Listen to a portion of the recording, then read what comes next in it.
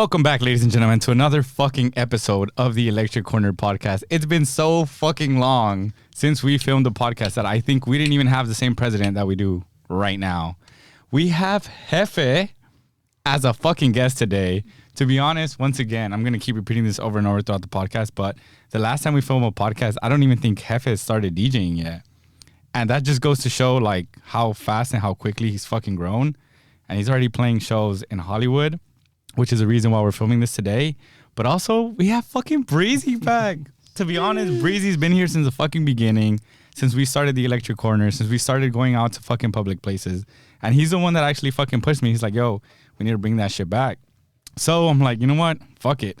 At the end of the day, it's also the people that push me because like this past week, I also went with Kermit.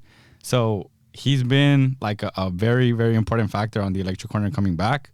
So it's always fucking good to have him here, bro, to be honest. But without further ado, Jefe, what's up, bro? Say hi. What's up, bro? How's it going? Shit. Thank you guys for having me, for real. I mean, Electric Corner, you guys are the family. You already know that. We love you. I wouldn't be here without you guys. Love you. So love you back. I'm about to start crying, bro. For 2 minutes into the fucking shit, bro. Oh shit! It's okay. It's okay. We can edit that out. But for the one time, let's go ahead and fucking cheers. Oh, Cheers. Yeah. Oh shit! Shout out. This is LA and the Valley getting put together right here, man. We're out here fucking creating peace. I spend more time in LA than I do in the Valley now, bro. Come on now. My God. Bro, I work 8 hours a day in East Los Angeles, and half the time I end up in South Central. Don't even go home. Hey, but what part of the Valley do you live in? Because yeah, I don't even know. Yeah. Oh wait, I would assume Mission Hills. No. Yeah, I'm in Mission Hills, which is kind of small. I mean, I guess like the closest big city to it would be like that people know would be like Sylmar or like Northridge. It's kind of in the middle. oh, okay. Or North Hills. Oh, I kind of have an idea where you live at. Yeah, I'm right off the 405. Oh shit, I just doxed myself. Yeah, literally. Shit. Wait. The smallest little part of where.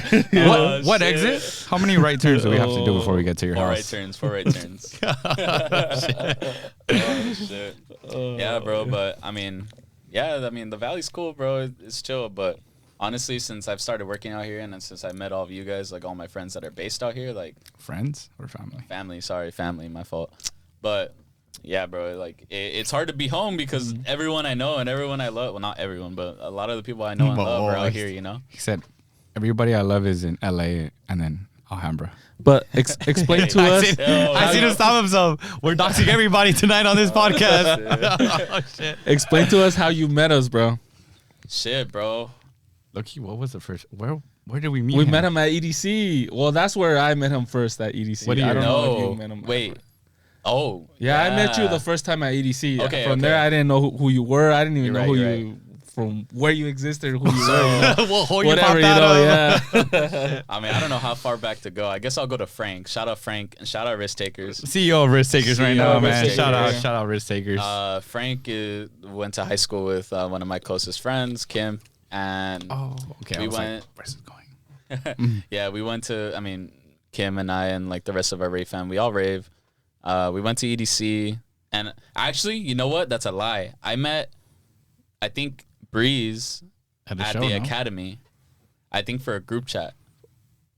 I don't didn't meet remember Sweaty that. till EDC.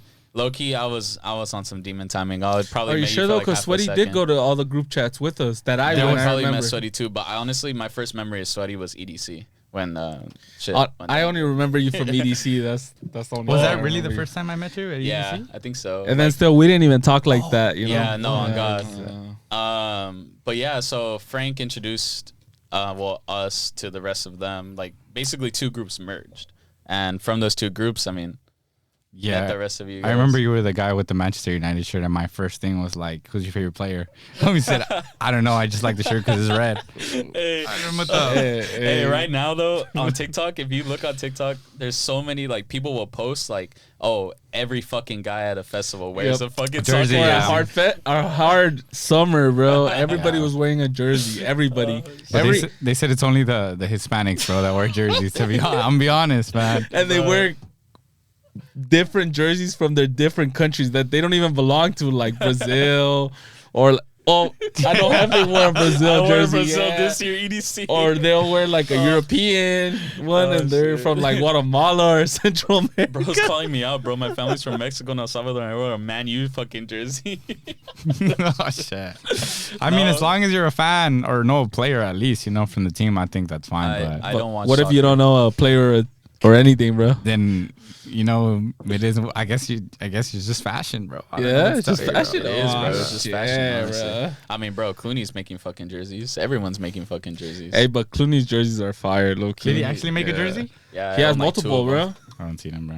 I have like two. of them, The bro. baby blue one is fire. The striped one, Yeah. that color is shit's I have fire. not seen it, bro. That's just like 100 though. Yeah, When I saw Yeah. that shit, I was like, nah. that's just tough. Yeah. Shout out Clooney. But dude, that EDC where I had that jersey on, I got so many compliments, and I felt like a fuck every time because, bro, I don't know anything about soccer. Like, I grew up playing basketball, fucking watching baseball and football. That's it. I've never Oh, watched yeah, soccer that's like that. So, Definitely white, like full on white. all right, Yeah. bro, Baseball. No, there's actually a lot of Hispanics There's that a are LA lot of Dodgers Hispanics. Hispanics. My bad. Yeah. bro, shit's all Dominican, bro. Like, There is, yeah, like the Yeah. bench warmers. yup. Okay, so at EDC, when we met, were you DJing at all? No, nothing At bro. all. So I think I've told Breeze this story. Like, low-key, the first time I've ever seen like people. Oh, not the first time, but like the first time I remember like homies of mine DJing was him and gang under a fucking tarp in the tents. I remember going that. B2B, and I took a picture on my digital camera of them. Yeah, And at that- I EDC? think that's the first time I talked to Breeze like that. Like, and I don't even think I had more of a conversation of like, oh shit, that's dope. Like, what the fuck are y'all doing? I'm saying, what are those knobs doing right now? Yeah, bro. I remember playing under that tarp. Yeah. Yeah. Where was it at? It was under the Between the moon tents. glows. We put up. I forgot what year it was. No, it was 2020. I was shirtless. I remember I was shirtless that time. Bro. Was it when you hot put as it on top fuck. of the Yelera? No. Yeah. Yeah. Yeah. Yeah. Yep. And there was even Fuck some out. people behind us, and they were vibing to it. Sweaty was knocked out, by the way. I was knocked out, bro. I Yeah, can't. that do it. was the heat was fucking him up. The heat fucks me up, bro. I was literally bleeding from my nose before we fucking started recording this podcast because it's so hot in Check the it fucking now. studio. But I mean, It's getting better. It's not as hot. I can feel it a little bit. I don't know how you're Yeah, feeling. it does feel better. I can't feel shit. I'm When all we the way in first the got in corner. here, it was fucking hot, bro. The alcohol is It's warming the up. alcohol is warming us up. It is. It's Yeah. warming us up, loosening us These up. beatboxes. It's doing everything. Hey, shout out beatbox. Shout out B-Box sponsors. Yeah, low key, if B-Box sponsors us, bro, B-Box just fucking sponsor us. We'll demonstrate to you we're capable of doing a lot of things for you. We'll for sure post a set every Friday for sure. Oh shit, for B-Box? Hell yeah. B-Box and Risk Takers sponsor us, please. Oh shit. CEO Frank, where you at? All right, going back to the thing. So when you saw them DJ, did it catch your attention right away, or did you like it take a while for it to kind of be like, oh shit? Yeah, bro. Honestly, I've always been interested in it. I mean, since I was younger, I've always been into EDM, and it's always been around my family.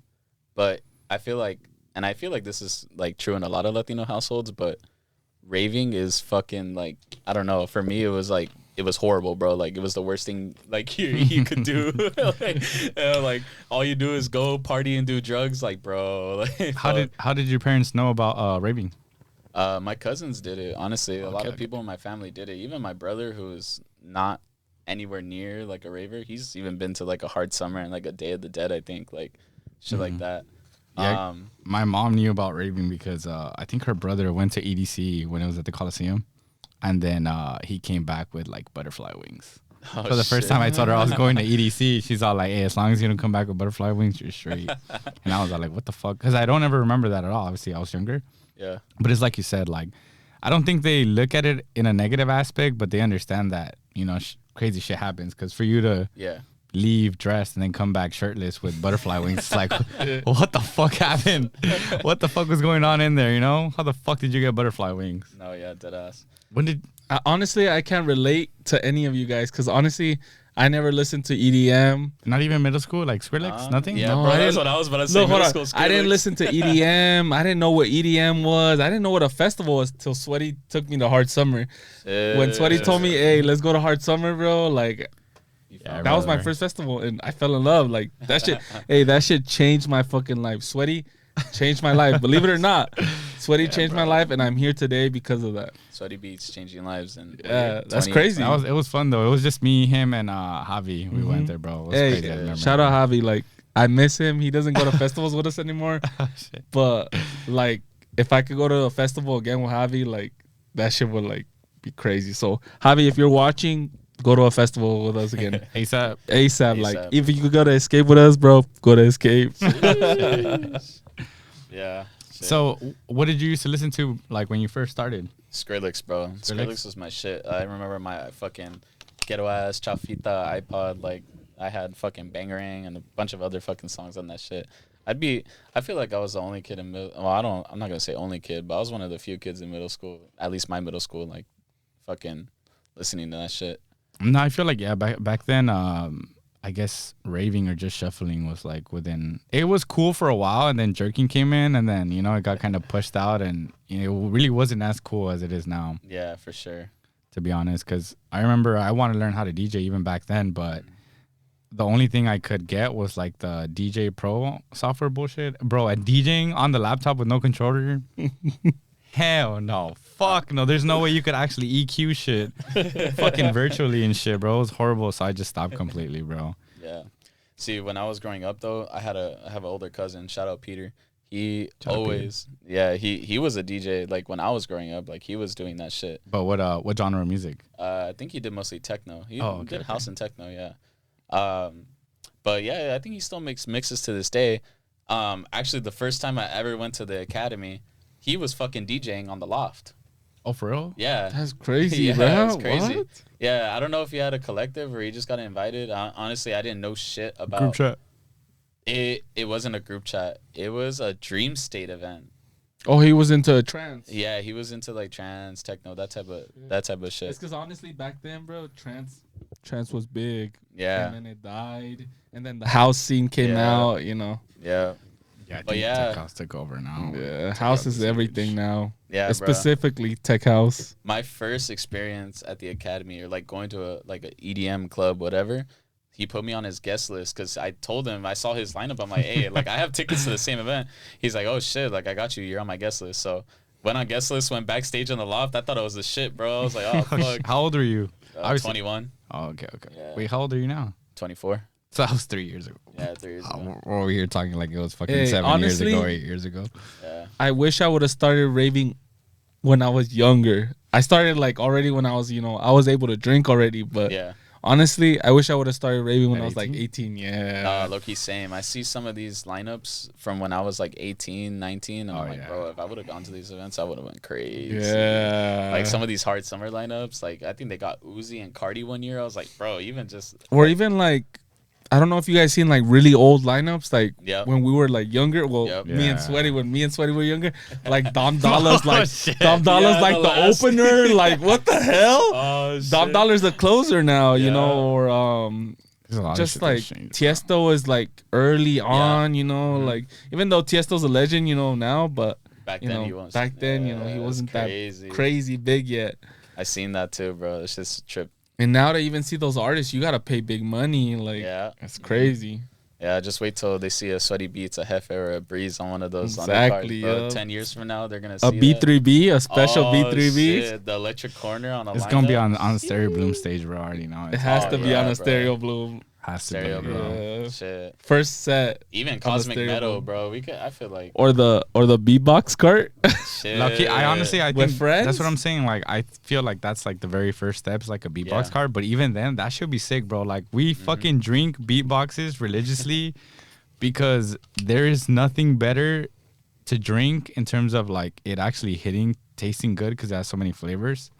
And honestly, I fucking love beatbox. So playing at a beatbox art car would probably be to us like playing the EDC main stage.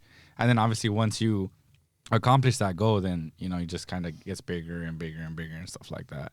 Oh yeah. But yeah, I agree, to be honest. Avicii was supposed to play the first year that me and Mavis were gonna go to EDC, and then he passed away. Yeah. So the fact that we were gonna be able to see him, and then that happens, and you just don't ever see him, and you're like, fuck, bro. So That's tough. there are a lot of fucking old DJs and old lineups that if we would have started raving earlier, probably would have got into like experience. Yeah. Kind of like even us right now, like Tiesto's getting old, bro. Yeah, bro. Eventually, Tiesto's gonna be out of the picture, out of the circuit. I would say the circuit. Yeah, he's even already branching out of his like big room or main stage genre. He's already going into his trance and all that. He's going back to his roots because he knows he's like, I'm out the scene already. I'm pushing out. That's even though he's probably gonna be there for a long time, but yeah, because I mean, honestly, that's the thing about DJing. Like, bro, you could be 70 and like as long as you can move your hands, like you're straight, bro. Yeah, bro. Like you're good. I think the whole like I guess longevity thing would be like when it comes to partying, because if you're a DJ and you love to party and you start getting old, obviously health issues come into place, and then that starts playing a big role. Like I don't know if we can party as hard as I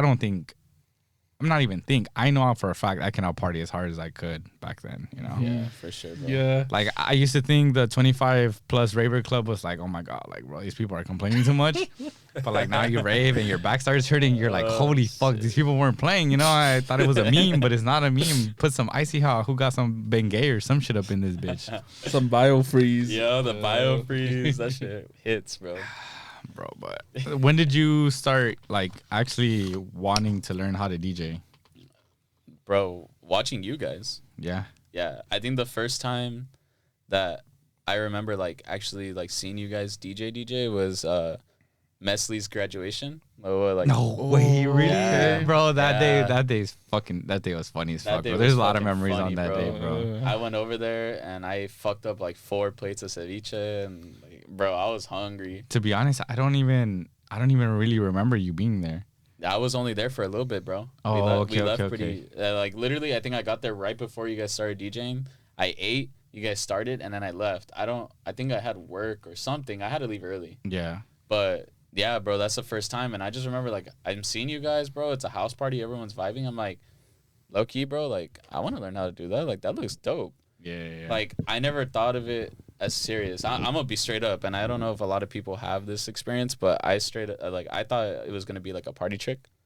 You know what I mean? Type of thing. Like, hey, like, I'm at a party with my homies. Like, let me hop on some decks and, like, fucking have fun with my friends. You know what I mean? Yeah. And I think I told you guys that too. Like, that's all I wanted out of this. I was like, yeah, I just want to be able to do it at a party like the way you guys did. Yeah.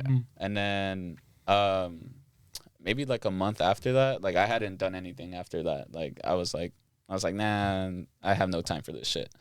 One of my homies from the gym, he was like, hey, I booked the studio with my homie that DJs. I remember. He's like, do you want to come? I'm gonna book the studio this Sunday. Like, I'll show you what he taught me. And he gave me a USB full of music. I'm like, oh shit. I'm like, fuck it. Like, I'll go and just for the vibes, you know, and see what's up. And bro, like, it was here at Pirate Studio. I remember. In Studio 27. I'll never forget that shit. We walked in that bitch and I look at the mixer and I'm like, what the fuck is this? Because I saw I think it was either his Flex 4 or your DDJ 1000 on there. Mm-hmm. And I walk in here and I see the mixer and the CDJs. I'm like, yeah, this shit looks like French to me. I thought there was going to be a laptop here, bro. Like, what the hell is this? And, bro, we plugged in his USB. He showed me basic, like, here's the fader. Here's how you press play. And I already knew that. You know what I mean? Like, just watching you guys and just a little bit YouTube, TikTok that I've seen. Like, bro, I remember that day, like, I was a little drunk. I'm pretty sure we all were. And I walk out of the studio like, hey, bro, this was fucking easy. Like, dude, we were cooking in there. And I listened back to the videos we took. That shit was ass. Yeah. Bro, basses colliding, like shit, vocals crossing, fucking clashing. And I'm like, bro, like, oh, hell no. I'm like, this shit is hard, bro. And it was hard when you were drunk, Yeah, bro. But when I was drunk, I thought I was killing that shit. I'm like, I'm the next Don fucking Dollar in this bitch, bro. Like, what the fuck? But yeah, bro, we were like hooked to this shit. We were coming like every week, sometimes even during the week, like after the gym and shit. We were blowing hella money. I remember I used to see that shit on your stories often. That's when you kind of started telling me like, yo, let's go to the studio, Yep. I'm like, bro, like you're already going to the studio. What the fuck? Yeah, no, literally. I think around that time I was fucking with it and I'm like, dude, I really want to learn. Mm-hmm. And the shit that not pissed me off, but like, I guess I wasn't getting the full experience when I was coming with my homies from the gym, was that we only had one USB with music that I didn't put into it. And it was their music. It was my homie's music, because he would like DJ the afters and stuff like that. And what did he play? Like, it was like techno, a very little bit of house, like it literally like the most basic like mainstream house, like Fisher and like a couple Matroda songs, and like some Chris Lake. Yeah, literally, it's a killer. Like top 100. Yeah, you know? top 100 shit. And like techno, there was a little more techno in there because I think he was mostly a techno, and there was dubstep, which was my homie at the time. He wanted to learn dubstep. And I was like, oh, I want to learn how. So every time we would book a studio, I mean, I would pay for my hour. I feel like I would only DJ for like 15 minutes, if that. Because the first like 10 minutes, we would be figuring out the equipment. Literally us today. And then, yeah, literally. And then. Hey, hold on. Before, back then when me and Sweaty started, bro, an hour, 2 hours, 3 hours. I think one day we spent the whole day. Yeah. Trying to figure out why the CDJs wouldn't play, and eventually we figured it out. But that shit was frustrating. I think it was our Halloween set, bro. Like the whole Halloween. I think it's even in the vlog, bro. That whole Halloween set, bro. We literally jumped around from one studio to another studio to another studio, and then we filmed it like in the 5th studio, bro. And we like finally got it to fucking work, bro. It was horrible, but it was the same shit, bro. To be honest, even like I said, even right now, like when you become rusty and you don't know how the fuck to like. You get out of the rhythm. Yeah. Because like you said, you were coming with your friends often. And that's how I started realizing, I'm like, I know he's really interested because, bro, that was us. Like, we used to be here every single fucking week. Yep. And we used to lock ourselves up for at least, like, minimum 3 hours. And, like, we were like, that's literally the only reason why we started filming. Because I'm like, dude, we're doing this anyways. And we're having so much fucking content. Like, the ability to actually save this and put it somewhere, whether people watch it or not, but just the ability to actually have that store to look back on it or see your growth in it. Bro, I still have, and it's not public, but I still have our first B2B. And eventually, like, when the time is right, I'll release it so people can understand, like, how shit you can be to, like, how much you can improve if you actually want to put in the work. Bro, that B2B is fucking terrible, bro. Like, on both sides. Like, it was bad because we didn't know how to mix between each other, and then the songs, and bro, everything in general. We just didn't know anything. We didn't know nothing. We didn't even know the basics. We knew we wanted to fucking DJ, and we tried our fucking best. But that's how I knew you actually were interested in that shit, because I seen you coming like with your homies more and more and more and more. Yeah, bro, we were coming at least twice a week at one point, bro. And like I was saying, bro, it was just like. After like I think the first month, I started realizing, I'm like, bro, what the fuck am I doing? Like, I'm wasting time here. Like, I'm wasting money. Like, if I'm really like, I enjoyed it like a lot. Like, I was super into it. But if I really wanted to like learn, I cannot keep doing this shit. Yeah. Because bro, it was like literally like 5-10 minutes of me DJing, and then bro, we would switch it to dubstep, and I'm like, what the fuck am I gonna learn in 5-10 minutes? Or like we would just hop back and forth between different genres, and I would never learn anything. We were just stuck doing the same shit. And every time I would come out of there, like with the little recordings I had, I'm like, this shit sounds like ass. But do you feel like they were actually teaching you something, or you just... No, this is the thing. Yeah, my homie that invited me said that his homie was going to come teach us. I never met that fool. He never pulled up. And every fucking shit, never met that guy. We would just come, get drunk, and do stupid shit on the CDJs. Yeah. So that's when I hit Sweaty up, and I was just like, yo, like, I want to learn. Like, dead ass. Like, I like this shit. I want to learn. I want to do this.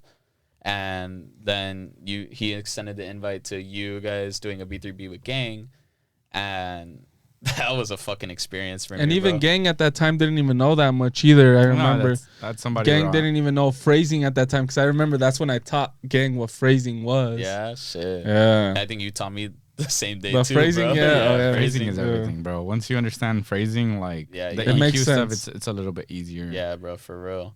But yeah, that day I was hyped, bro. I was excited. I'm like, oh fuck yeah, like I mean, I didn't really like know you guys, but I mean at that point this was probably like what, like July of last year. And it was after EDC, so I had known of you, and we've hung up on a couple occasions. So I was and then plus the experience at Mesley's party, I was just like, oh yeah, these guys know what they're doing. Like, I try to observe as much as I can, even if I'm not fucking DJing. Yeah. I fully went to this studio not expecting to DJ, and the first thing that you guys told me when I walked through the door, you were like, oh, plug in, play. I was like, I said, wait, what? The fuck? Bro, dead ass. I was so scared. I was like, bro, I'm like, these fools know what they're doing. I don't know jack fucking shit. But I was like, you know what? Fuck it. Like, I've been coming here. I can put something together to like impress them. Bro, my biggest wake up call, I'm not gonna lie, I don't think I've ever told you guys this, was I plugged in and I played like 2 or 3 songs that I had practiced. Shit.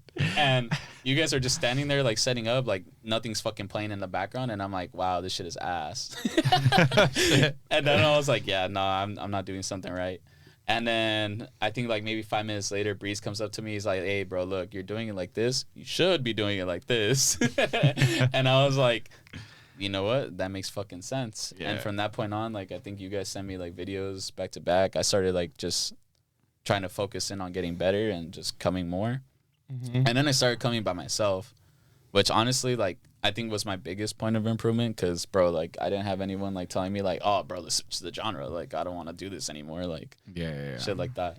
So that's where it comes into the thing where if you have your own controller, you can practice on your own. But you never went through that phase, you know? Bro. Even though, you know, me and Sweaty, we got our own controllers and we practiced at home, but you never went through that. Nah, I had to pay for my shit. Yeah, you went to a studio. Yeah. But at the end of the day, it's the same result, you know? Yeah, no, for sure. I feel like this is like pretty much every DJ has gone through this, bro. But there was like, I felt like I was growing, and then now when I go back and I listen to those things where I thought I was doing amazing, it's always gonna be like that, bro. Bro, I was like, what the fuck was I? Why was I mixing in here? Like, what the fuck was I doing with the EQ? Like, what the hell? I'm like, oh hell no, like, bro, it was bad. Back then when I started, I used to think I didn't even use the EQs. I would just fade with the faders. Yeah, so like I would bring one fader in and one fader out. Homie was chopping house. Yeah. Facts though. No, hey, but believe it or not, sometimes it would work. Like sometimes it works, you know. Yeah, but sometimes it does. It does work, but I mean, there's no right or wrong way of mixing. Yeah. Like, I guess there's the way that everybody thinks you should do it, but as long as it sounds good, I mean, the crowd. At the end of the day, it's the crowd's. As long as it sounds good, yeah, exactly. Because it could sound good to you, or it could sound shit to you. But if the crowd fucks with it and they like it, then, you know, like the crowd. If they're drunk enough or what? Either that or they, I mean, to be honest, there's a lot of shit. Like, I know for a fact, like, and you can watch the Avicii documentary, but when his sound came out and he started mixing like country and like EDM and all that stuff, nobody fucked with it. They were booing him. They were like, bro, this shit's ass. Yep. And then fucking a year or 2 years later, like, it was the biggest shit. And now it's like all his fucking music will live on forever and everybody fucking likes it. And they're timeless classics. And at the end of the day, like, you know, once again, it's the crowd's decision, but you can't rely too much on the crowd either because it's always a fucking balance to everything, bro. Yeah, for sure, bro. It's crazy because at one point everybody was hating on him. He was like, oh, like what you're doing is like disrespectful to the scene or whatever. Like, you know, you're not going to be anybody. And then, I mean, even James Hype is obviously another perfect example of it. Like, I understand why people think it's cringy and like in terms of like TikTok and short form content, everything that he does is just like, oh, you're doing too much. But bro, that motherfucker's been DJing for so fucking long that I feel like he would get bored if he would just mix the normal way as the other DJs do. So he has to do crazy shit in order to like challenge himself to be like, this is fun. This is how I'm having fun type shit. But once again, like, it's always a balance, bro. You could take feedback from the crowd, but you also sometimes have to like trust your sound, trust yourself. And even if you're receiving hate, like just kind of like push through that shit, to be honest. But Facts. I mean, I feel like you've grown a lot, to be honest, since you started DJing. But once again, it just comes down to actually wanting to put in the work and actually just wanting to fucking do it without like expecting like much, to be honest. Mm-hmm. Yeah. At the end of the day, it seems like you were always having fun. Yeah, no, yeah. That's the one thing I feel like whenever I DJ, like, I don't give a fuck. I'm like, if it sounds good, it sounds good. At the end of the day, like, if I'm having fun and the people around me are having fun, like, that's all that matters to me. And you can see it in the clip on Instagram. Which clip? The one I posted when like you fucking do the spin back, and then you drop it, and then everybody goes, "Wow!" I was all like, "Oh shit!" I was like, "What the fuck?" Yeah.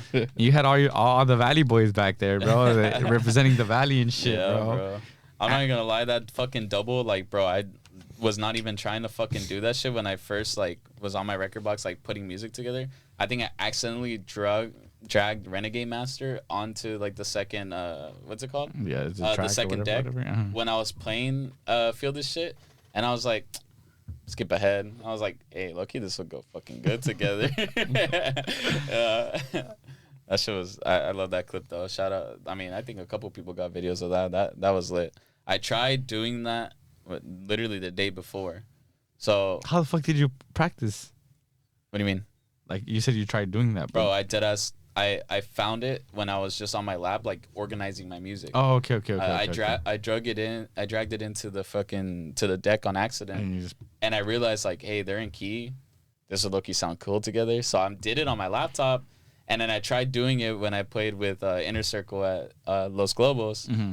But bro, like I feel like that set was so chopped. I feel like I fucked it up. I don't know if it sounded good to you guys, but to me in the headphones it sounded like shit. To be honest, I feel like just in general, like the sound at the Red Room in Los Globos, it was chopped. Kinda, so but it's a good and a bad thing. Bad thing because obviously like you don't actually get to like fully immerse into the music because the fucking sound from the main room is bleeding. Mm-hmm. But also a good thing because your fuck ups or the things that you think sound bad don't sound that bad because you can't really hear the fucking music, bro. Mm-hmm.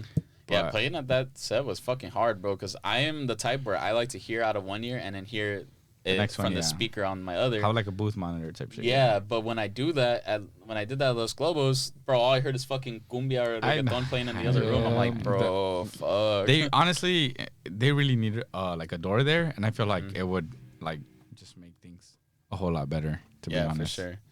But yeah, bro, I did it for the first time there, and it got like, no one fucking moved. I was like, damn, I either fucked that shit up or that shit didn't hit. But I'm stubborn, bro. So I was like, nah, bro. I heard this shit in my MacBook speakers. Like, I know this shit hits. Let me retry it again and see if they get a reaction this time. When I did that double at the fucking... I did the spin back. I think I looked up and everyone was vibing and everyone was looking at me. I'm like, oh shit, this shit's about to hit. And yeah, I got the reception I finally fucking wanted. And I feel like I still could have done it better, but hey, fuck it. I mean, you did good, to be honest. Like I said, it's just the sound there. I mean, there's not really much you can do, to be honest. Yeah. Like, they have a good amount of speakers. I really don't know what's going on, like, with their whole sound system. But definitely, like, just the curtain within that room and then the main room is, like, super loud. It's just... I don't know. It's just weird, to be honest. Yeah, it's probably some doors there, like some sliding doors or something. I don't know, bro. Anything to bleed out the sound. Yeah, I feel like even just closing the curtain right there, bro. Like the curtain was open. The curtain was not gonna do shit. I'll tell you this right now. The curtain was not gonna stop no sound. Some doors in that bitch.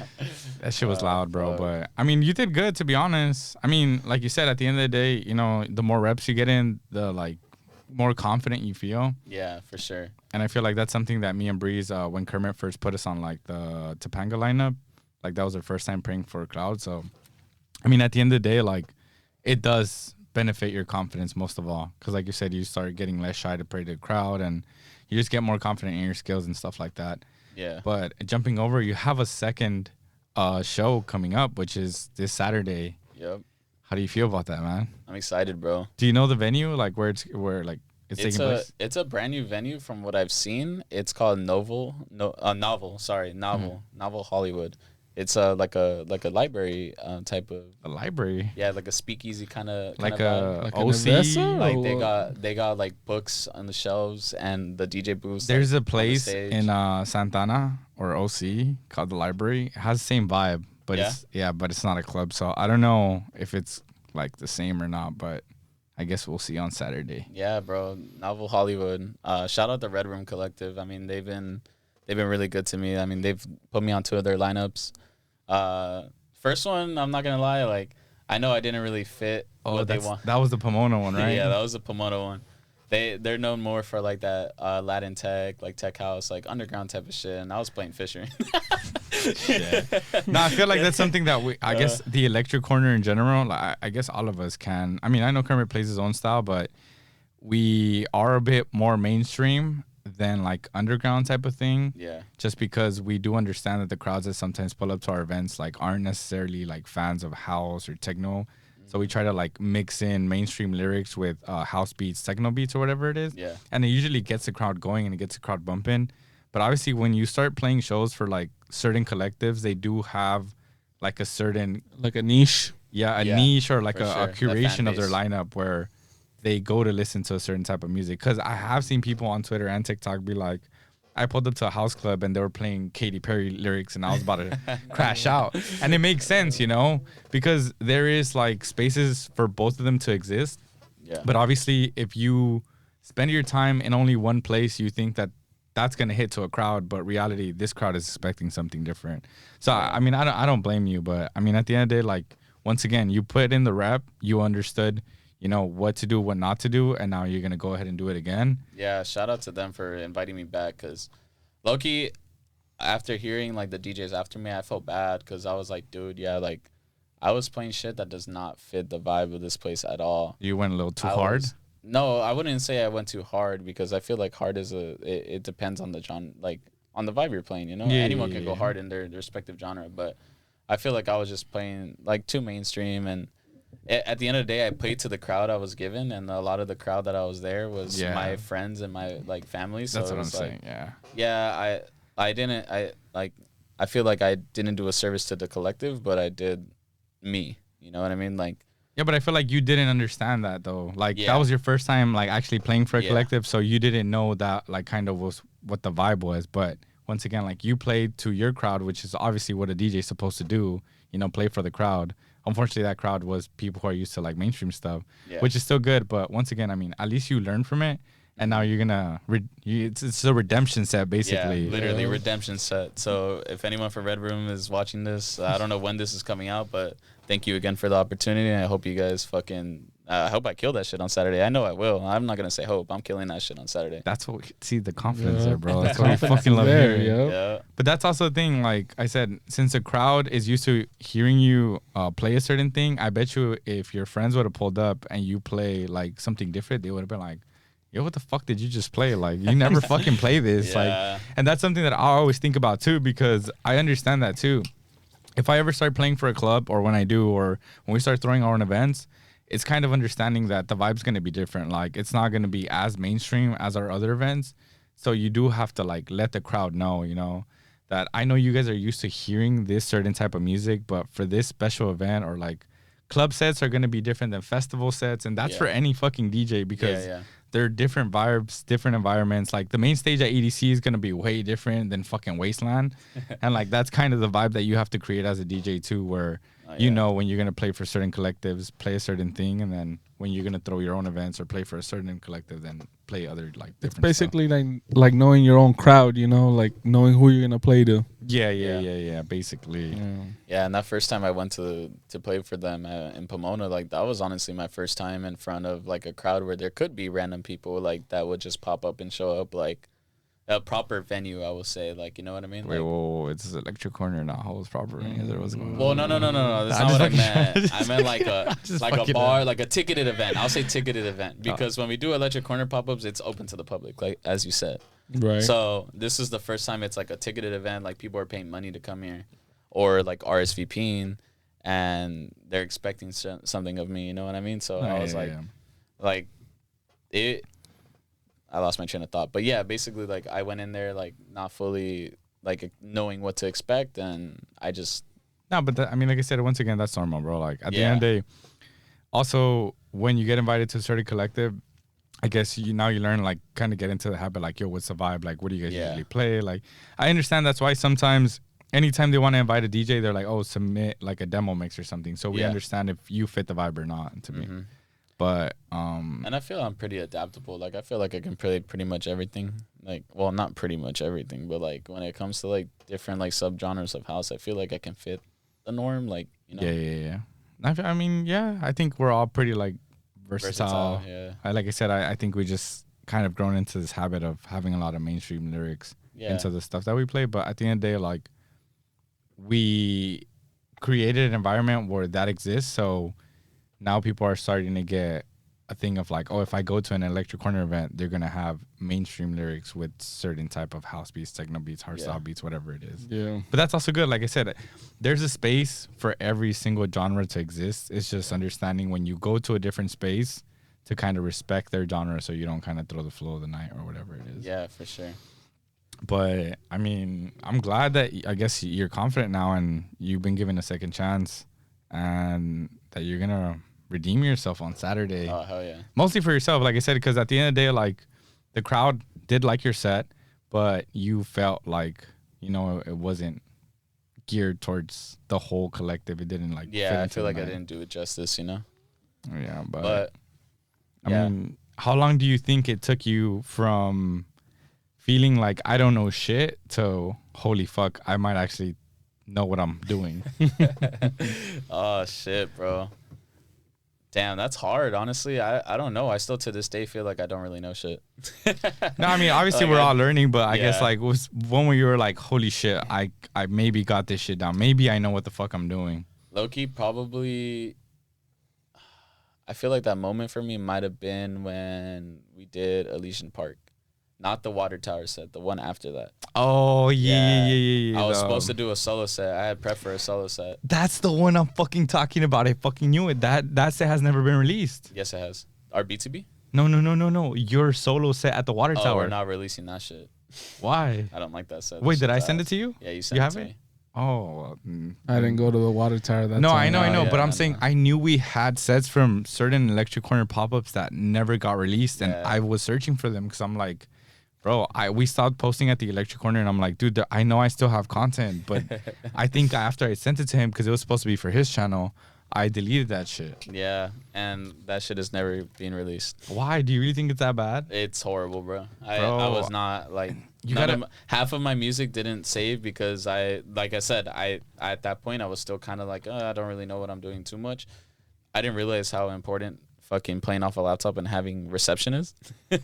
So I got there and half of my shit that I had saved onto SoundCloud but not downloaded or couldn't download or didn't want to skim, like That's was why not I saved, don't ever bro. use SoundCloud Plus. I always download my shit You just so gotta you can put download it it. on Yeah. the fucking USB. Yeah, bro, I feel that. And I've Was gotten it- into that habit now. I don't think it was that bad, bro. I it feel was like bad. that's a problem. My mixing was bad. My track selection was good. Sorry to cut you off, but I feel, I remember it was good, and yeah. I wasn't that drunk. And All I'm gonna.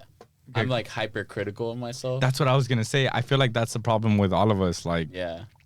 when you feel like you don't know shit or you're barely like in that improving phase, you're so hard on yourself that sometimes you don't put out shit that I bet you to other people they're like, to be honest, that sounds pretty bro. There are DJs, and I know you've seen it for sure. I don't know if you've seen it, bro. There are people playing on fucking huge ass festivals, huge ass fucking lineups that are absolutely fucking trash.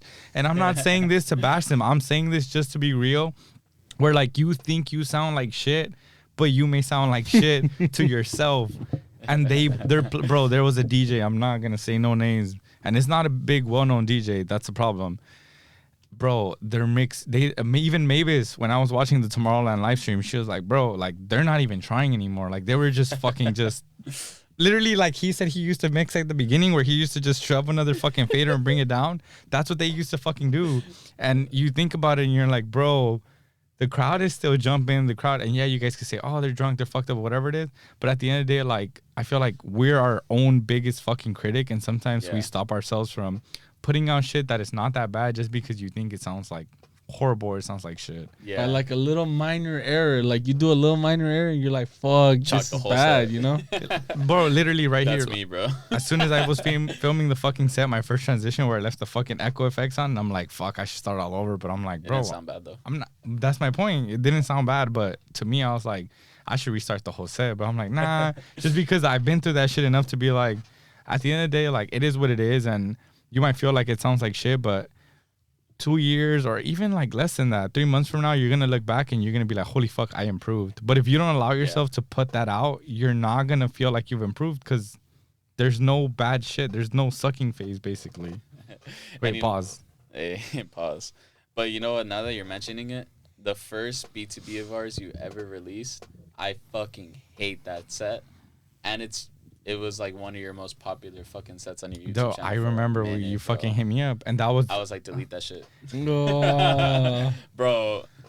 That my mix, I'm like I said, I'm hypercritical of myself, so my mixing was horrible, dog shit. You know, it's always like that. The sets that you think are the worst usually do the best, and the ones that you think are the best do the worst, It bruh. is, honestly. It's like when me and him did the anniversary set, bro. Oh my god! Hey, I thought my anniversary set was fire, and then I saw the views. I was like, bro, what is this? Some of the worst videos that I made did better than that video, and I was like, damn, I prepared for this. I had track selection down, my transitions were down, everything, bro. And And that then set is fire. bruh. And you learn that, I guess, with like, even make creating TikToks, bro. Like you can spend fucking 5 hours. My bad. You can spend 5 hours. I had to stretch. You can spend 5 hours creating a TikTok, bro. 3 likes, fucking 20 views. You do one on the fly, like quick, bro. That shit gets 1K views, fucking 300 likes. Here, like what the bro? Fuck? That shit pisses me off, like for real. But you know that taught me to not care, to just whatever I have, just throw it out. Like if it does good, it does good. If it doesn't, it doesn't. Yeah. That's why I'm telling you, like, just post, like, just post, bro. I always tell you, like, or he even tells you, like, whatever you have, just post it, bro. Like, even if you don't like it, like, whatever, like, post it, move on, post the next one, move on. Yeah. Eventually is gonna hit, you know? But I mean, at the end of the day, like, I guess the thing that kind of helps me out is just like, you're gonna keep doing whatever it is that you're doing because that's just your life. Yeah. So like, as long as you post it, it doesn't fucking matter because that is just your life, bro. Oh yeah. Like at the end of the day, if you make a set and it sucks, like you'll look back at it and then have a memory of the time that you spent, how it was, what you fucked up in, what you could improve on, and then you have many little like breadcrumbs that eventually you look back and you're like, holy fuck, I made it this far. But if you don't allow yourself to like leave the breadcrumbs, you're gonna be like, holy shit, I haven't came a long way because you only have like 5 pieces of breadcrumbs because I guess like we're all trying to be kind of like perfectionists and shit. Yeah, for sure. Yeah. But I mean, to be honest, like I said, you've really like grown, and it just comes down to the fact that it's something that I guess like you really wanted to fucking do. And to be honest, I guess we're all really proud of you, bro. To be honest, I keep saying to be honest, but it's just I'm just an honest guy, you know. Yeah, you're just an honest guy, you know. Honestly, bro, you're pretty honest if you ask me. No, but yeah, I mean, to extend the compliment, I mean, you like how you were saying earlier about Breezy like pushing you and wanting you to do the Electric Corner stuff. Like that's you guys and me DJing. Like to be honest. Yeah, it all comes down to that. To being surrounded with people who are kind of like working towards the same goal and just kind of push each other to, you know, when I'm like feeling lazy or whatever, he kind of be like, hey, you know, what's going on with the Electric Corner? I'm like, what the fuck is going on with the Electric Corner? Like, fuck, we got to get to it. And the same thing with you, like posting, bro. That's why we're on your ass. Like post, create a channel. Even if you don't post weekly, but it doesn't matter because you start creating kind of like a little tiny resume. Yeah. And then people start knowing who the fuck you are. Because I remember even your Instagram. Follow his fucking Instagram. WAV.Jefe on Instagram. Bro, even his Instagram took a while for him to fucking start it because he didn't know what the fuck he wanted his fucking DJ name to be. He didn't know what his Instagram name wanted to fucking be. And I'm like, bro, you could change that shit later. I was so mad because the Instagram handle Jefe was taken, and I'm not taking that shit from the fucking rapper that has it. I forgot who the fuck has it. How do you think he feels, bro? There's like 3 Breezes, bro. And they're on lineups, and they get booked, bro. Yeah, eventually, we're going to invite all Breezes here, and we're just going to DJ off. Hey, jump him. I actually hit up one of the Breezes and I was like, hey, we should do a B2B, and that man ignored me. But I know one day that man's going to be like, let me get a B2B with this man. And I'm going to be like, yeah, this was you like 3 years ago. But yeah, your Instagram took a while for it to start, bro. But that's why you keep pushing you, bro. Like, even if you don't have to post every single fucking week, because even with him, we understand how difficult that shit is, especially if you don't have a controller. But even if you're posting like, let's say once every 2 weeks or once a month, even if it's 12 sets a year, it does not matter as long as you're consistent. Like it'll eventually start creating like a following, resume, where even collectives kind of start being like, oh, this is the vibe that he plays or whatever it is. And then, you know, it opens up a lot of doors, a lot of opportunities. No, for sure. People can go back and see what you're already playing, what you're doing. Oh, yeah, definitely. And this man even admitted to me today, bro. He was like, you know what? I am going to get a Flex 4. After telling him for months, I was like, bro, get a Flex 4. He's like, no, I want to get a bigger controller. I was like, bro, just get a Flex 4 and start posting. A big one, bro. It's not about the size of the controller. Exactly. But this man finally came around to his senses. Like, you know what? I'm going to get a Flex 4. But he's going to get a Flex 4 because of his car, you know? Yeah. Oh, yeah. I'm trying to save it for a new car. My car's a piece of shit right now. Well, I mean, it was perfectly fine. But that's fine, you know. At least it drives good. It just doesn't look the best. At least he admitted that he's gonna get a Flex 4 and he's gonna start posting. Yeah. That's all I wanted. Yeah, bro. And it's gonna come in phases, bro. Because even once you start posting, you're gonna be like, "Fuck, I have to post like make short form content of like your long set," and then you're gonna get lazy. You're gonna be like, "Ah, I'll just do it, whatever it is." But as long as you just kind of keep going, bro, it'll all work out in the fucking end. Yeah. I mean, think about it. Know. Right now, without posting any fucking sets, without doing any short form content, and just randomly posting on your DJ page whenever the fuck you have time, you're still getting fucking booked at places. Yeah. Shout out Red Room Collective for giving him a chance. Yes, sir. But imagine if you start fucking actually doing all that other little shit that eventually kind of creates big opportunities and stuff like that, bro. Yeah, and I think honestly recently what's like been kind of pushing me to do that, well, other than you guys, was what's it called? Just I've had ideas, bro, of like sets I've been wanting to do too, and then I'm like, bro, like trying to ask people for their fucking shit to DJ is fucking whack. Like hell no. What do you mean? Like, you know, like if I wanted to do a pop up set somewhere, like what the fuck am I gonna hit up Breezy like, hey, let me borrow your DDJ or? I mean, we Brandon. would, but I know you guys would. I know you but wouldn't feel comfortable. Yeah. Yeah, bro. I'm like that's so lame Look, of me, bro. Like I'm a DJ and I don't have my own equipment. Like what the fuck type of shit is that? No, bro.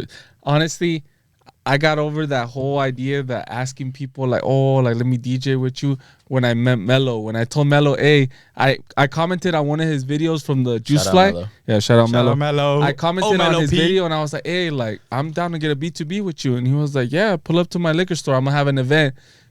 Look at us now. We've thrown how many events at the liquor store? Bro. A lot of people. I'm not gonna lie. A lot of people that came up to me as the first thing they tell me, they're like, "Yo, we seen you guys like DJ at the liquor store. That's crazy." Same here, and bro. I'm like, why haven't you pulled up, bro? I haven't seen you at any event, bro.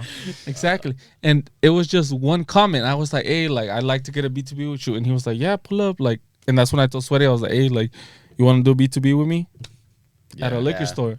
Hey, and that shit is lit. Bro, shout out Mello, shout out Juice Fly. Shout out Mello, shout out Juice Fly. That shit is fucking lit. But point is, one comment, bro. Like one comment, like I could have, you know, I would have been like, oh nah, like I could have doubted myself. Like, why the fuck am I gonna comment this? Why am I gonna tell him this? Like, it all goes down to the same thing, bro. Like the worst thing you could ever get from an opportunity is a no. But like if you don't ask, it's the same path, bro. You're still gonna go towards that fucking no because you never fucking asked. Yeah. And I said it on the vlog, literally what you said. I'm like, bro, this whole opportunity sparked from Breezy commenting on one TikTok.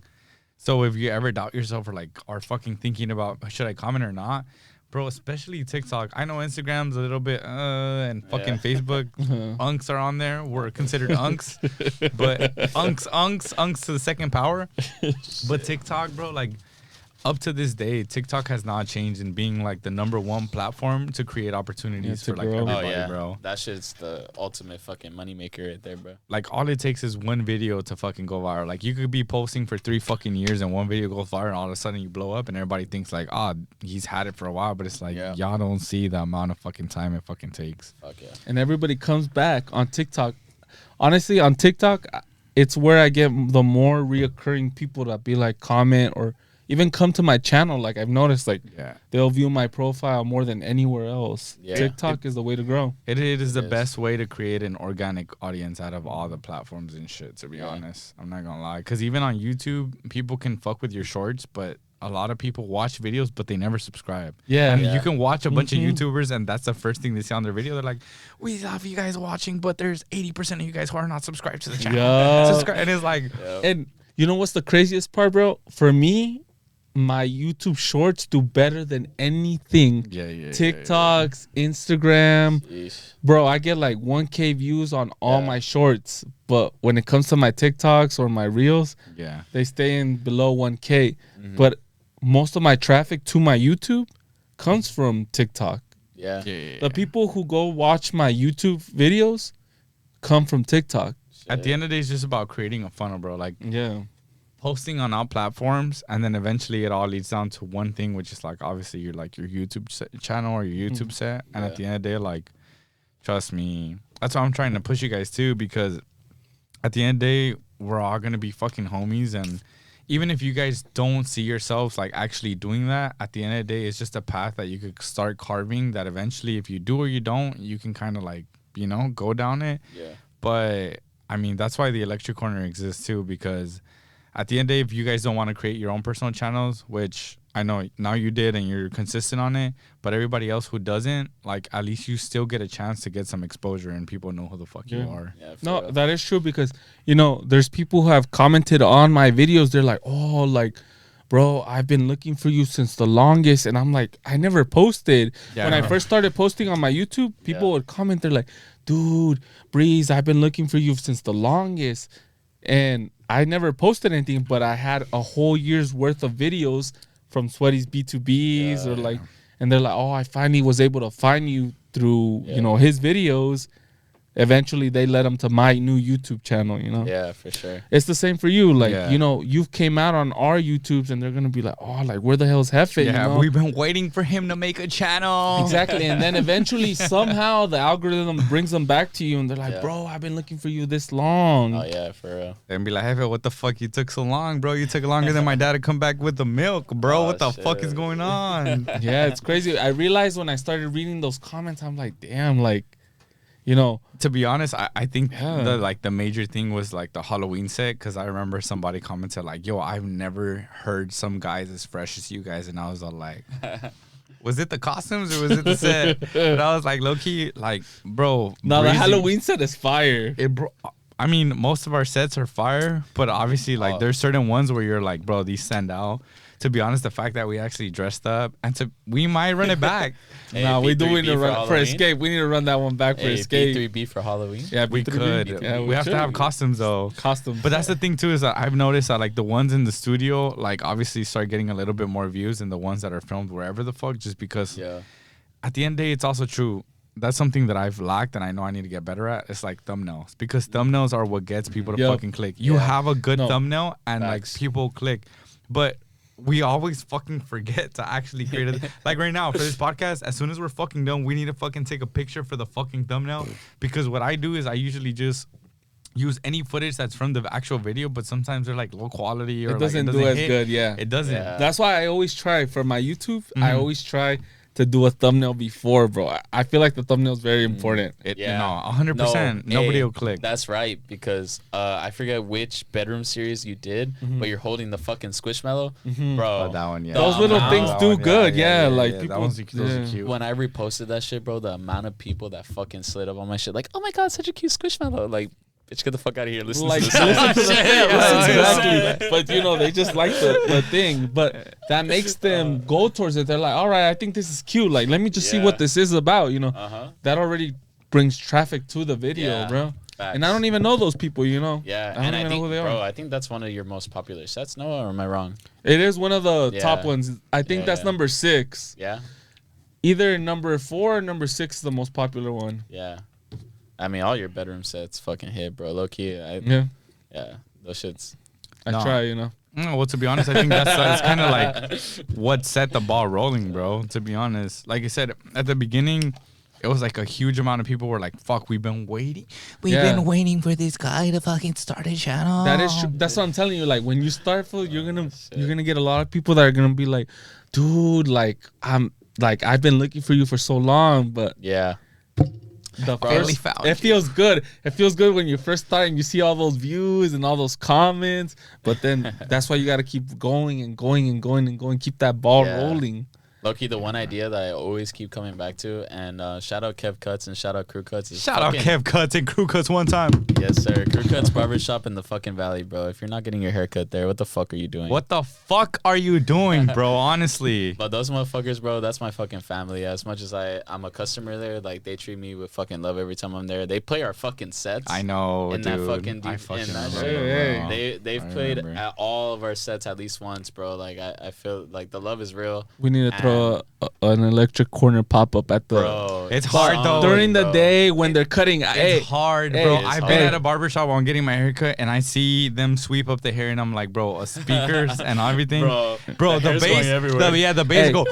The stuff is gonna sound sick in there. Hey, I wanna cut while I'm.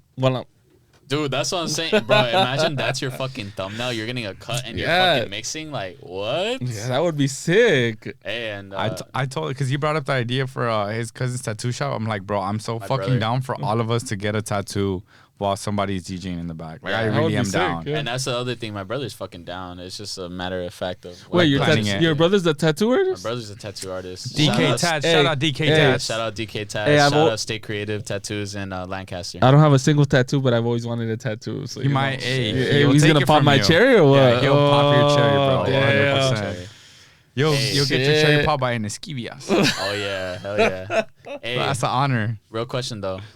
We get matching tattoos, lightning bolts on us or what? Yeah. Hey, we're locked in, huh? We're locked in. Wait, hold on. We gotta trademark the shit before we get it tattooed on ourselves. Fuck around, we get it tattooed. Hey, fuck it. Bro, there's shady people out there. They'll just trademark shit just to be like, hey, yo, I trademark it, give me fucking 20 grand, and then I'll release it. Like John Summit's Experts only. Experts only. off the Off the grid. grid, yeah. Yeah. I Hey, remember that that man shit. didn't want to sell them the trademark. But I get it. You gotta understand both sides too. Like, if let's say we've been throwing electric corner events, and then fucking Dom Dollar decides like, oh, I love electric corner. Like, let me fucking name this shit. You're gonna be like, what the fuck, bro? Like, I've been throwing fucking events, bro. Hey, but I saw an article. I remember seeing it online that they offered that for a lot of money. They for did, the, but sometimes it's for not the about the label, money, bro. It's about being like, fuck no, I'm not gonna let myself get taken advantage. Like, I'm by not, the big dog, you know. Yeah, Yeah, literally. I'm the underdog, you know. Yeah. I'm underground, Yeah. and I want to stay underground forever. Hey, I'm not gonna lie. Hey, though. I know John Summit had the Arthur hand like this. Yeah.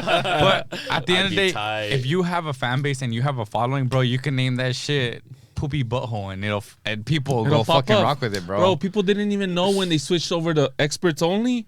I know. When John Summit switched over, I didn't notice the difference. Me It neither. wasn't until I started seeing the articles. Oh, he's not off the Yeah. grid no more, or whatever. But Yeah. it was still the same logo. It was the mountain and the The little dual square the type shit. the dual They square. they yeah. changed it a little bit, but yeah, it was for the most part. It was but- kind of the same though. What were you Yeah. gonna say though? You forgot. You spaced out. Nah, I Yeah, spaced sorry. out. No, you're good, bro. Honestly, it wasn't that important. Oh, I was gonna say I like experts only more than off the grid. Yeah. I think like experts only. I thought the sounds off better. the grid was sick, low key. Yeah. Yeah. Yeah. I mean, It made them seem like they were a little underground. Experts only sounds a little cocky to me, but you know, Yeah. that's To just each what their I own. just think. You know, each their own. You know. Hey, bro, let your corners Even pretty though- cocky. Yeah. What if we're just under? Even though John Summit does come off a little cocky already, but he does, fat but boy, bro. I think, but my boy backs it up though. no, Oh, well, facts. 100%. Because like when I started the Electric Corner channel, I remember I wanted to do like DJ biographies and shit, and him and Alice in Wonderland were one of the Oh, few my ones that king. I did. So when you Yeah, I look remember back to those. his fucking history, bro, like this motherfucker's been putting in the fuck. He used to make beats in his fucking parents' basement. Yeah. So like you can't unless you're not familiar with his story, you could hate on him. But once you understand like all the shit that he went through, then you don't really take it as cockiness. You just take it as like, you know, I mean, He worked for it. Homie's Yeah. done what he has to do to get there and shit. But Hey, that man was in the Facts. trenches. he Yeah. was, bro. But like, he made it out, bro. He used to make YouTube tutorials and, you know. Hey, I'm John Summit. I'm gonna teach you how to make a tech house. Baseline, yeah, bro. I've seen that. Bro, That's crazy. that's what I'm saying. Even him, like, luckily he wasn't as self-critical to himself to be like, that's cringy. Let me not post it up. Because now that he is where he is, he can look back and people could be like, bro, that you could relate to that. You're like, bro, Yeah. that's me. That video has millions of views. Yeah, and bro. I know when he first posted that shit had like 300-400 views. Yeah, bro. Eventually later, that's what I remember. Sweaty told me that he's like, bro, later on these videos will be gold mines. Like they'll be Yeah. at millions of views, and I believe that. I believe Does, the bro. first, even this one, bro. Like Yeah. this podcast, I know Podcast. one It's day. just about building, like, even Deadmau5, perfect example. He sold this fucking catalog for I don't know how many fucking millions. And it's like, you have to have something that people want and then that you could sell. Yup. So even if at the moment you might think this shit's not worth anything, once you're actually worth a lot, people will pay a bunch of fucking money for all your old shit because that's nostalgic. That's people can Yup. relate to that because they're like, bro, I sucked ass. He sucked ass. Like, I can go down that path and, you know, maybe end up at the same place. But it's all about having like a catalog. Yeah, To be for honest. sure. Shout out Drake, bro. Shout out, Oh yo, bro. my god. Get out of here. Shout out, yo, bro. Honestly, We're in best LA, catalog bro. on fucking music history. Motherfuckers worth more than the beat. We're in Oh, LA, bro. Get the fuck out of here. my bad, bro. My bad. All Go to right, Canada already, bro. all right. Back to the topic, bro. But so, how do you feel now? To be honest, now, how long have you been DJing for? Shit, bro. A little Roughly. over. I would say a little over a year. A year? Honestly, like DJing, like I feel like knowing what the fuck I'm doing under a year. Hold on. How do you keep track of how many years you've? Sweaty knows this, but how do you keep track of how long you've been DJing for? The first time I ever touched a mixer. But when, like, do you have like a certain like day or like a certain like landmark? I just know it was somewhere in July. Yeah. Me and Sweaty always hold it by EDC. Yeah. Yeah. Oh, I remember that time, bro. That shit's funny, bro. Honestly, like. I remember, bro. I took my my DDJ 400 because I had just gotten it recently. We were making short form content like right in front of the Flamingo. Like we had the sphere in the background. Oh, you're talking about that EDC? No. EDC We had the hold on. No, we had the what do you call it? The Ferris wheel. It was the Ferris wheel. The Ferris wheel in the background. Oh yeah. Wait, what year was this? It was, bro. It was. We didn't meet you. You didn't exist yet, bro. Oh yeah. Well, he did exist, but not in our eyes. No, the sphere for us. You didn't was exist the year yet. I met you guys. Yeah. The sphere in the background. Oh shit. Okay. And that's a story for another time, bro. But that shit was funny as fuck. That set almost never happened. Which once again, that's one of the sets that I know will be fucking like people gravitate towards and want to watch it because of the story behind that set. But yeah, the year that he's talking about, bro. We were creating short form content. I'm pretty sure those videos are still up on my Instagram. We weren't even mixing, bro. We were just like playing songs and like pretending we were mixing. Yeah, we were mixing. That's basically what you had to do at the time. Sweaty even put the laptop in front of me because I didn't know how to mix yet. So he was like, "Oh, like just act like you're doing whatever to make it seem like you're doing something." But I'm fucking dead. Yeah, but the whole point was to like, you know, like get the ball rolling and like kind of get him confident of being like, you know, this was something that I want to do. But I mean, once again, him too, he learned pretty fucking quickly, bro. Hey, shout out Sweaty because he did kind of the same thing for me. I mean, it's just at the end of the day, it's just I guess like just confidence and like understanding that you don't have to like try so hard and feel comfortable with being like, yo, this person, you know, like. They'll teach me and like they have my back because at the end of the day, like for real. I would have never said anything if you guys didn't bring it up. But like that's kind of like the initiation or like the beginning of like certain journeys that, to be honest, you know, you guys probably wouldn't be here if you guys didn't feel as comfortable as you guys did at the beginning. Yeah, bro. Facts. Hey, I wouldn't have started DJing if it wasn't for Sweaty. Same here. The reason why I started DJing was because I was like, all right, fuck it, like my homie is into this. I want to get into it too. At first it was like that, but then I fell in love with it. And then I fell in love with, I feel like you always do. Like if you rave, you want to be like, holy fuck, like, let me try and fucking mix but that. I never had that feeling. Sweaty. Hold on.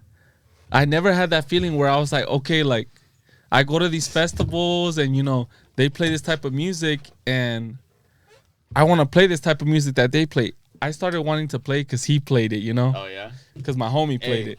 Yes. But exactly. I will say my first fucking set. And by the way, I appreciate that. Cheers. We're almost getting towards the end, so we'll say our final thoughts in a bit. But we're gonna have to book another hour.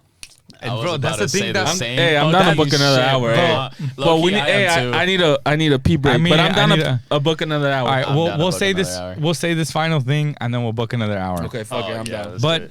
And I will say this, and this is like final ending thoughts for all the fucking DJs that are fucking starting, because trust me, I will never fucking forget this shit. And now that you guys are all bringing it up that you guys kind of started DJing because you guys watched me DJ, bro, the first time that I ever fucking DJ'd for anybody was for fucking Gang, Frank, Gio, I think Santos too. When I was there too. That's fucking breezy, bro. In his backyard? Bro, Santos? I was trying my fucking hardest. Mind you, I wasn't. It was in a hotel room. I wasn't that fucking ass. I had tried I was trying my hardest. Every single one of these motherfuckers fell asleep. Except me. Except me. That shit was lit. They fell asleep. And I'm not lying to you. No. Yeah, they like, those motherfuckers were snoring. Hey, yo, Breeze has fallen asleep to one of my sets before. Oh, no. Hey, back then, for the record, back then I used to not fall asleep. It wasn't until later on. I don't know what the fuck happened to me. Started working full time. He not. Homie works a single mom who works 2 jobs. Who works so hard and never stop. Nah, he works 2 jobs. So now we understand. Like we're just like, if he's asleep, let him fucking sleep. He needs to sleep. I respect that. Hey, I respect that. that these fools let me sleep. Yeah, eventually I do wake up and I get this ball rolling again. The one time I didn't let this motherfucker sleep was at EDC this last year. Oh, he was knocked out on the couch. I'm like, let's go. go. I've never seen this motherfucker so mad, bro. His Hey, eyes. something about people waking me up, I just don't like. Yeah, don't He wake was me up when I'm grumpy. sleeping. That shit gets me grumpy as fuck. It was grumpy as fuck. Yeah, I wasn't and I even can be there. I can be a very grumpy person. Facts, bro. We went to go watch Machoda and this motherfucker's just on the side like, Oh, he was done, bro. He needed his nappy. He needed to go Mimi's ASAP. I needed that Mimi's. Yeah. Oh, shit.